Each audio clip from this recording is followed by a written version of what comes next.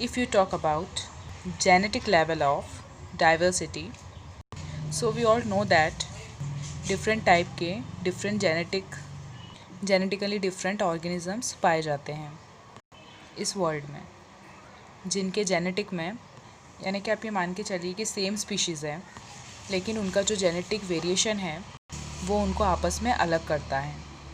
जैसे human being, हम सब ह्यूमन से, लेकिन हम में फिर भी वेरिएशंस पाए जाते हैं, तो इसको जेनेटिक लेवल पर बोलते हैं it is the diversity in the number and type of genes as well as chromosomes present in different species. तो अलग अलग स्पीशीज़ में कितने डाइवर्सिटी के यहाँ पर जीन्स पाए जा रहे हैं, डीएनए पाए जा रहा है, उसी को हम जेनेटिक लेवल बोलते हैं। जेनेटिक डाइवर्सिटी जो है वो एडेप्टेशन में बहुत ज़्यादा वैल्यूएबल होती है। Now this word is very very important, adaptation, क्योंकि अगर जेनेटिक डाइवर्सिटी ज़्यादा होगी तो अलग अलग टाइप के एडेप्टेशंस आपको देखने को मिलेंगे। एडेप्टेशन मतलब क्या होता है, कैसे होता है, ये डिटेल में हम इकोलॉजी के अंदर वहाँ पर पढ़ेंगे। नेक्स्ट आपको एक एग्जांपल दे रखा है, एक प्लांट है रोवोल्फिया वोमिटोरिया, कहीं कहीं पे ये आपको सर्पेंटाइना के नाम से भी देखने को मिल सकता है। एक्चुअली में इसकी काफ़ी सारी डिफरेंट वेराइटीज़ हिमालयन रेंजेस में पाई जाती हैं। ये एक मेडिसिनल प्लांट है, मैं इसका डायग्राम आपको भेज दूँगी, और इसका काफ़ी ज़्यादा यूज़ होता है मेडिसिन्स बनाने में। Next we talk about species diversity.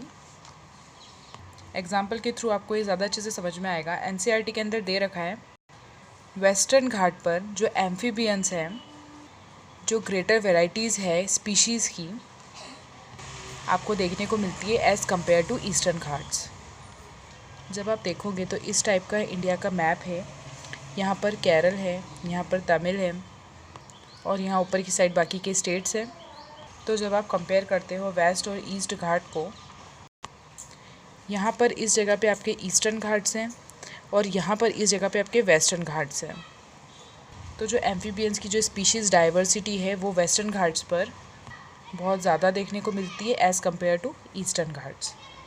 तो ये एक चीज़ है जो आपके एनसीईआरटी के अंदर डिस्क्राइब्ड है। डायग्राम के थ्रू समझेंगे तो ज़्यादा अच्छे से समझ में आ जाएगा। दो कम्युनिटी है, ये जो है आपकी ये कम्युनिटी 1 है, और इसके नीचे आपकी कम्युनिटी 2 है, जिसके अंदर जो प्लांट्स है वो ज़्यादा है, और जो कम्युनिटी 1 है उसके अंदर जो प्लांट्स है वो कम है। जैसे कि डायग्राम के अंदर आपको कम्युनिटी 1 और कम्युनिटी 2 दो चीज़ नज़र आ रही है। यहाँ पर आप लोग देखोगे कि जो ये स्पीशीज़ डाइवर्सिटी है वो लगभग इक्वल है और इक्वली डिस्ट्रीब्यूटेड है। जबकि सेकंड केस की अगर हम बात करें तो यहाँ पर जो स्पीशीज़ डाइवर्सिटी है वो कम है। क्यों कम है? क्योंकि यहाँ पर किसी एक टाइप की स्पीशीज़ का डोमिनेंसी है, दबदबा है, इसी वजह से यहाँ पर स्पीशीज़ डाइवर्सिटी कम है as compare to community 1। Next अब हम बात करेंगे इकोलॉजी डाइवर्सिटी के बारे में। इकोलॉजिकल डाइवर्सिटी जो है वो इकोलॉजिकल लेवल पर जो हमारा आसपास का एरिया है, जो इन्वायरमेंट है, उसके बेसिस पर है। ये 3 टाइप की होती है, अल्फ़ा, बीटा एंड गामा।